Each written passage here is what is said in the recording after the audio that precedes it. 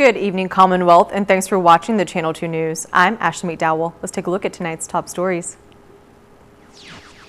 Private sectors reach out to lawmakers in coming up with solutions on the economic impact of the coronavirus. Also tonight, shipments into the CNMI remain steady. We have the details. And DPL has adopted amendments that will address upcoming matured leases. In sports, spring has sprung for the M League. Welcome back, Mills. Stay with us. These stories and more are next.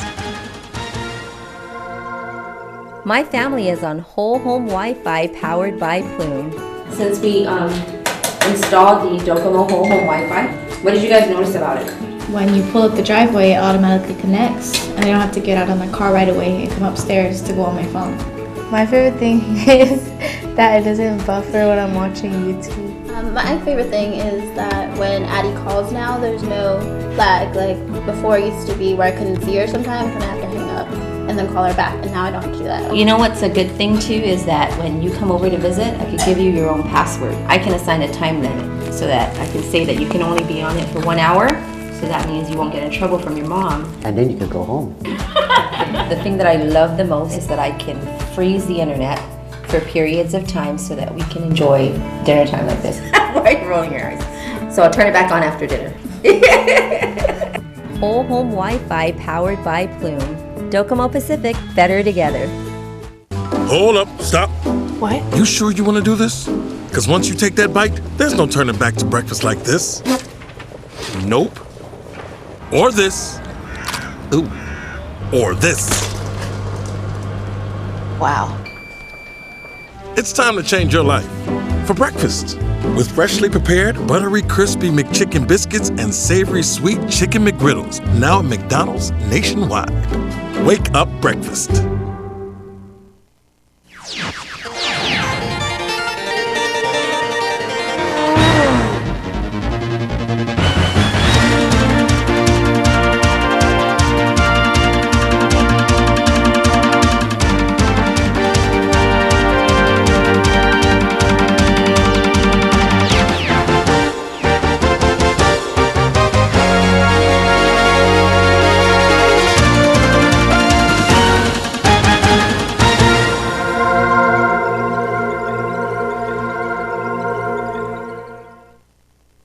Hafa Day, Tirawami, and good evening, Commonwealth. Today is Monday, March 2nd, 2020. Discussions are now open for possible solutions on the economic impact of the outbreak on the coronavirus. Our Sally Limas tells us more. The Saipan Chamber of Commerce Board of Directors met with members of the House of Representatives for a dialogue regarding the current economic situation due to the impact of the coronavirus. Board member Alex Sablon says one of the biggest problems that may arise from the economic crisis is out-migration. If we can look at the pipeline of airlines and shipping that are potentially going to be impacted by virtue of a lack of consumption and a lack of arrivals into the Commonwealth, then we're dealing with a situation where we could get cut off. One suggestion brought up by the Chamber is seeking federal assistance. What is the U.S. going to do with its commodities, and what are we going to do with restriction and the access to markets? And China is shutting down. We're hearing huge disruption within the distribution pipeline. Representative Sheila Babauta proposed creating an economic development task force. I'm sure there are reports or studies that have been done in the past on what type of industries could survive here. And maybe, just discussing the overall picture of our entire economy, right? Restructuring government, salaries, benefits, investing in new industries. As the CNMI mainly depends on tourism for sources of revenue, Chamber supports the idea of bringing in information technology venturing. The hope is that we can lure more of these firms by grabbing the first one and then people seeing that this is actually working within the Commonwealth. The fact that this firm is going to be coming in, yes, they're going to utilize federal WIOA funds to help to train the local folk that are going to be a product of this organization. And I haven't heard that they're going after any other incentives other than to be here. And yes, there is a tax benefit to being in the Commonwealth, so that's another lure that we hope that we can entice people. The Saipan Chamber of Commerce hopes to speak more on these issues with the administration, Senate, and the CNMI's Washington delegate in the days to come. Reporting for KSPN, I'm Sally Lemis.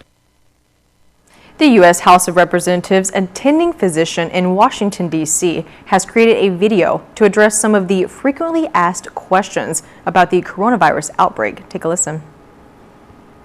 Hello, my name is Dr. Brian Monahan, the attending physician of the United States Congress.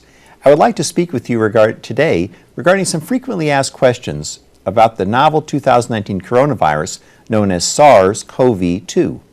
I assume that you have been following this story closely and have seen my recent video discussion. Here are some frequently asked questions. Should I wear a mask? The benefit of wearing a mask for the general public is not clear. The Centers for Disease Control does not recommend that people wear masks. For sick individuals, it may prevent you from coughing or sneezing virus out into the air, or it could be helpful to persons taking care of sick individuals in their homes. In hospitals and medical encounters, specialized masks, called respirators, along with face shields, gowns, and gloves, are essential to reduce the spread of virus between patients and their doctors and nurses. Are hand dryers effective in killing the new coronavirus? No. Hand dryers are not effective in killing the SARS-CoV-2 virus. To protect yourself against the new coronavirus, you should frequently clean your hands with an alcohol-based hand rub or wash them with soap and water. Once your hands are clean, you should dry them thoroughly by using paper towels or warm air dryer. Can ultraviolet disinfection lamps kill the new coronavirus? No. Ultraviolet lamps should not be used to sterilize hands or other areas of skin. How effective are thermal scanners in detecting people infected with the new coronavirus?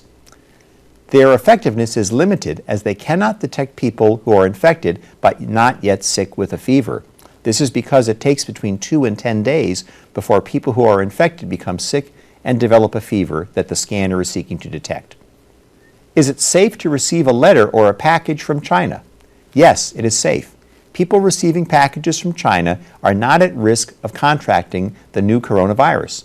From previous analysis done during the MERS and SARS coronavirus outbreaks, we know coronaviruses do not survive long on objects such as letters or packages. Be sure to follow the U.S. Capitol instructions on mail handling and package receipt. Do vaccines against pneumonia protect you against the new coronavirus? No. Vaccines such as Pneumovax, pneumococcal vaccine, Haemophilus influenza type V vaccine do not provide protection against the new coronavirus. The virus is so new and different that it needs its own vaccine. Researchers are trying to develop a vaccine against SARS-CoV-2. Although these vaccines are not effective against SARS-CoV-2, vaccination against respiratory illnesses is highly recommended to protect your health. Does the new coronavirus affect older people, or are younger people also susceptible? People of all ages can be infected with the new coronavirus SARS-CoV-2. Older people and people with pre-existing medical conditions such as asthma, diabetes, and heart disease appear to be more vulnerable to becoming severely ill with the virus. However, some previously healthy individuals developed severe disease. Are antibiotics effective in preventing and treating the new coronavirus? No. Antibiotics do not work against viruses, only bacteria. And speaking on the coronavirus, the CNMI Division of Customs Service states shipments into the CNMI remain steady. According to Customs, there is a decline in shipments from China as a result of the coronavirus outbreak, but has confirmed there are no delayed shipments into the CNMI at this time. Director at the Division of Customs, Jose Mofnes, states, quote, "We anticipate delays in the coming months because of the coronavirus. However, there is no reason for panic buys. Customs continues to facilitate trade at all the port of entries by conducting clearance on all ocean vessels, which includes the assessment of manifests and all documents on arriving vessels and cargoes," end quote. Customs does note that although there are no delayed shipments at this time, there may be delays into Saipan in the future due to the effects of the outbreak on global markets. The Department of Public Lands has adopted regulation amendments to address all upcoming matured leases. This is in accordance with Public Law 20-84, which was created to increase the term of public land leases from 25 years to 40 years, with an opportunity to extend up to 15 years. According to DPL, the law also allows for DPL to negotiate a new lease with certain existing lessees that are about to reach the end of their 40 years or end of the extension period. Two leases that are reaching the 40-year expiration point are Fiesta in June 2021 and Hyatt Regency in December 2021. DPL states an adoption for mature leases was submitted to the Office of the Attorney General and was adopted February 18, 2020. DPL has not finalized lease negotiations with Fiesta or Hyatt, but as of February 25, 2020, Fiesta has submitted a proposal to DPL. Hyatt Regency has not. Fuel prices are falling for the month of March. Mobil Oil Mariana Islands Incorporated has stated there has been a decrease in the average international fuel prices, affecting the fuel adjustment charge. The FAC was at a rate of 0.188 per kilowatt hour, but has now decreased to 0.166 per kilowatt hour, effective March 1st. The Commonwealth Utilities Corporation states customers that use 500 kWh per month will pay about $10.84 less in their monthly billing. Some improvements projects will soon be kicking off on the island of Tinian. Take a listen. Last year, when we signed off on the divert lease, one of the things that we were able to negotiate as part of that was outside the fence projects, one of which is the Tinian Marple Heights 2 road pavement for that community, and the other was topside improvements at the Tinian Seaport, with a target start date of April for both of the projects. The CBs are currently on the ground, and we've been, talking to them about the design, the scopes, and the specs, and just mobilization of getting the equipment and all that, and their base camp set up. Another project Hines says they are considering is to make improvements to the Tinian Marina dock. To use some of the proceeds from the divert lease that's specifically allocated to the seaport to make improvements at the Tinian Marina dock, which is widely used by the community. And one of the plans is to build a restroom there for the community and for the people who come in, the tourists, and just people who regularly use that facility, and to also pave that area because it's all gravel and dusty. Hines says the projects have been broken down into phases and will take about 2 years to complete. Coming up, Census 2020 workers are officially on the streets and will soon be at your door. Stay tuned for the details.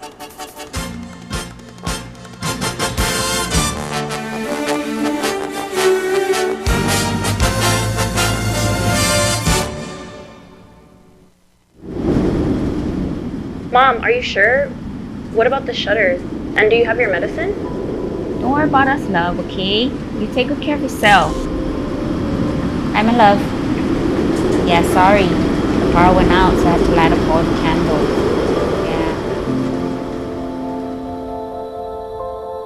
Yeah. Yes, baby, yeah. I'm just glad our home phone's working and we're able to contact you.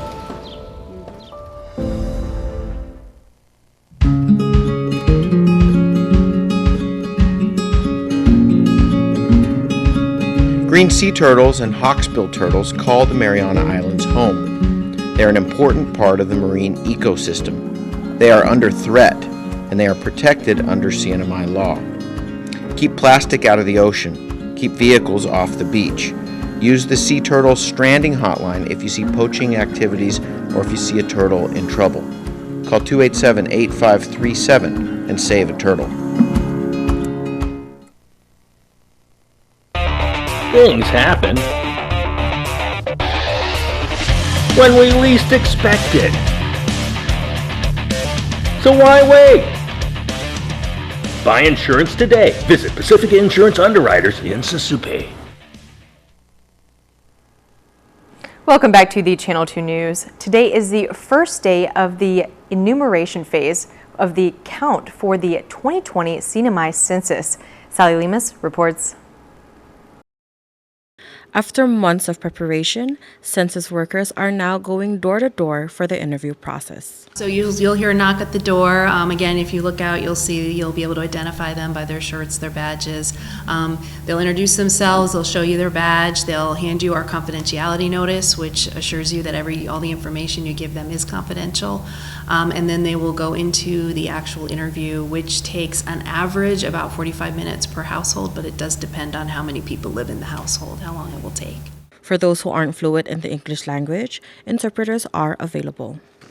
So we've hired a Chinese, Korean, Japanese, Bengali, and those four that we feel requires a specialized language, and it's very limited in the. And then of course our employees that we've hired as enumerators range from Chamorro, Carolinian, Micronesian, Tagalog. So the use of those personnel can crisscross. And if enumerators catch you at a bad time, there is a way of how to still be counted. We really want to conduct the interview, and that's our goal, collect the data. But at the same time, we want to make sure that we don't inconvenience you as the household. Yeah. So that in mind, we'll come back whenever you feel like. So if I come to your house at 8 o'clock at night and you guys are having dinner ready and whatnot, you can say, can you come back tomorrow at 5 or 6? I'll definitely make that appointment and be sure to be there. Or we're in an interview and right in the middle of the interview, you have to go somewhere for a family emergency. We can continue that interview or the next day or whatever that's convenient for you. So again, our enumerators are trained. They've got the necessary training and packet that will allow them to work with you in interviewing you in the right time that's convenient for you and your family. Census workers will need to speak with a member of the household who is aware of the expenses and knows the history of each household member. Workers will be wearing a red shirt, presenting 2 IDs before conducting the interview. You may call the census office to confirm the identities of the workers, or if you would like another worker to conduct the interview, you may file a request. Reporting for KSPN, I'm Sally Lemus. On Guam, the Navy's use of sonar is having a negative effect on beaked whales in the Mariana Islands. KUAM has the details. Half-a-day CNMI, here's the headlines here on Guam. A federal study finds a 99% likelihood the Navy's use of sonar is making beaked whales beach themselves in the Marianas Islands. Chris Barnett has more. It's extremely unlikely that their two are not related, right? And that's kind of the point of the paper, is showing that it's almost 100% guaranteed that they're related. Department of Agriculture, Division of Aquatic Wildlife Resources, Fisheries biologist Brent Tibbetts on a federal study that shows there is a connection between stranded beaked whales in the Marianas Islands and the United States Navy's use of sonar. The findings? The research saying the Marianas Islands are a location where sonar-associated beachings of beaked whales occur. Beaked whales especially sensitive to sonar use, studies have shown. The research saying between August 2007 and January 2019, there were 8 stranding events, each of those events involving 1 to 3 whales, and 3 of those strandings occurring during or within 6 days after anti-submarine training conducted by the United States Navy. The whales that are stranded are just the ones that we get to come up on shore. It's possible that whales are being affected by this and they just drift out to sea and we never see them. The study was conducted by the National Oceanic and Atmospheric Administration's Pacific Islands and Southwest Fisheries Science Centers, with Tibbetts also providing data for it. He said he expects sonar-related beaked whale beachings to increase with the impending military buildup on the way. We anticipate that with the relocation going on, that these activities are only going to increase. And so we'd like to see what can be done now to minimize the impacts that increase would have on the resources around here. But beaked whales aren't the only whales affected by the United States Navy's sonar use in the Marianas. Another NOAA study says humpback whales frequent the northern Mariana Islands. It's found recently that humpback whales use the northern Marianas as an area to give birth and to begin to rear their calves. And so, because they are an endangered species, in addition to being protected by the Marine Mammal Protection Act, any activity in the water that may affect them has to be, the mitigation has to be described before any activities can happen in there. So that's another marine mammal species that could affect and will affect, I'm sure, the use of sonar or other activities in the water in the Northern Marianas. The study, using public sonar records and cooperation from the Navy, it found that the Marianas Islands are home to at least 3 species of beaked whale.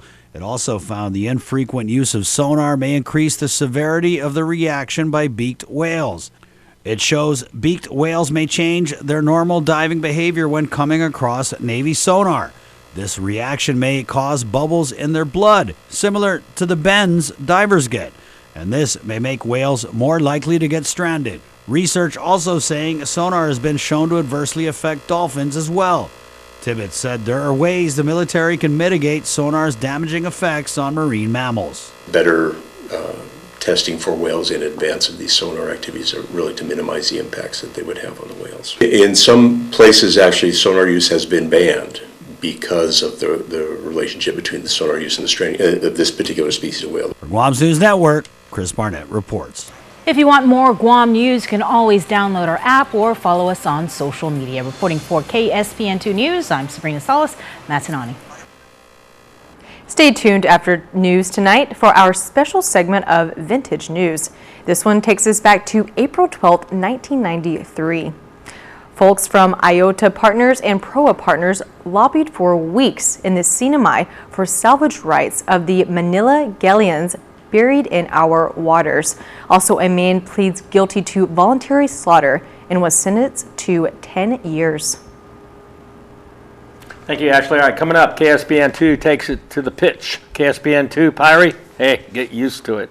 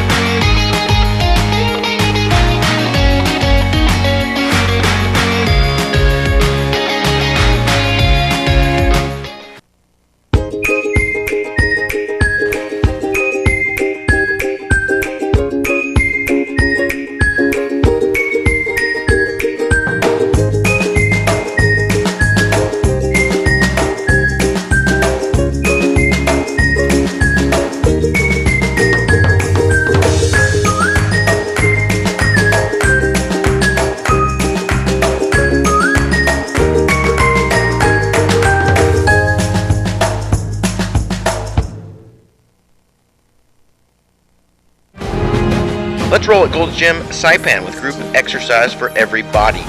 Total Resistant Exercise, or TRX, helps develop your core and improve strength. And Zumba toning is probably the funnest way to get fit.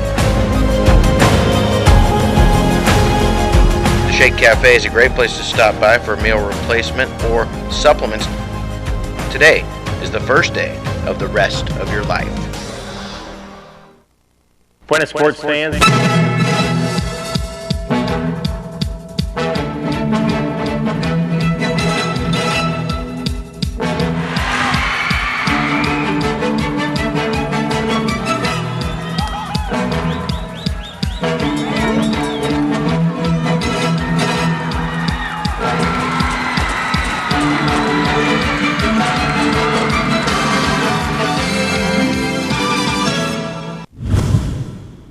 Buenas sports fans, the M League opened its spring season yesterday with a quadra-header. You know what they say, 4 heads are better than 1 sometimes. Stratocumulus clouds hovered over Mount Tapachal like a cheap blanket. Opening game, Tan Holdings Football Club in green taking on Canoa FC in the traditional orange and black. Already up 7-3, John Michael Rojas for Tan Holdings, looking for more, and the ball goes out for Martin Jaboru. Shoots right. Tan Holdings with the free kick, but they got whistled for offsides. You know, they had more offsides in this game than the visiting team at CenturyLink Field. It was almost funny. 10 seconds later, same thing, except this time 3 players were offside, or 30% of the offense. You just wanted to hang your head in despair. Next possession, guess what? Oh my, 3 offsides in 1 minute. That could be a world record. But their aggressiveness was paying off as they were up 7-3. Kanoa playing better in the second half. Andrew Omalau runs across the box. He turns, he scores! Grizzled veteran Dave Bush knows a brilliant goal when he sees it.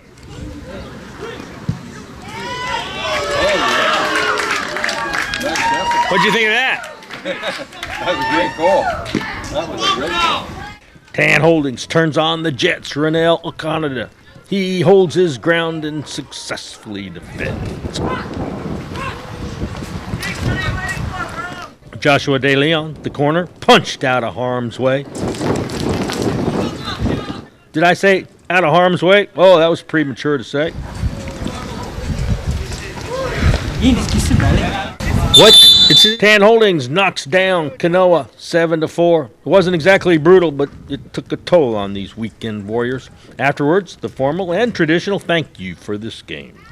Players have to be registered and bring their NMIFA player card. I just wanted to point that out. KSPN2 Pirate versus Victory FC, a much younger squad. In fact, Dave Bush, he's older than the entire Victory front line combined. Opening minutes, Jairo Yobe tries to get something going, but nothing's clicking. Joe Miller, one of the most explosive players on the island, scores!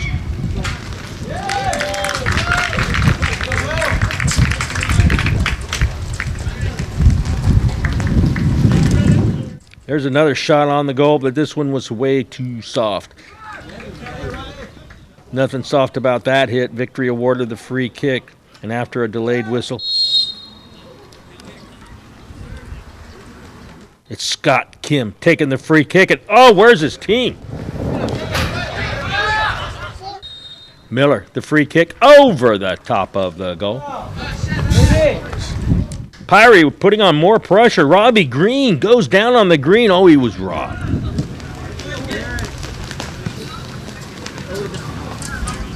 The red shirts dominating time of possession and shots on goal.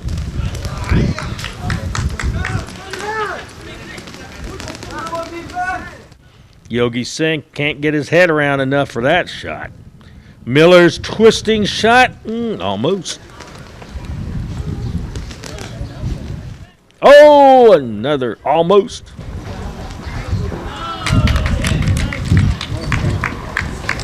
A chip shot. Oh, almost. Dave Bush, meanwhile, he was the lonesome cowboy in front of the goal for most of this game. KSPN2 Pyrie with another almost, but they did manage to knock 6 of them in for the 6-2 victory over Victory FC. Here's the windup and the pitch. I don't believe what I just saw! Snorkeling, kayaking, mountain biking, off-roading, go-karting, and great hiking. Choose Mariana's Trekking for great adventure tours. We have the greatest guides who always offer more. And our mascot Emma will guide you on some fun. Mariana's Trekking is great for everyone.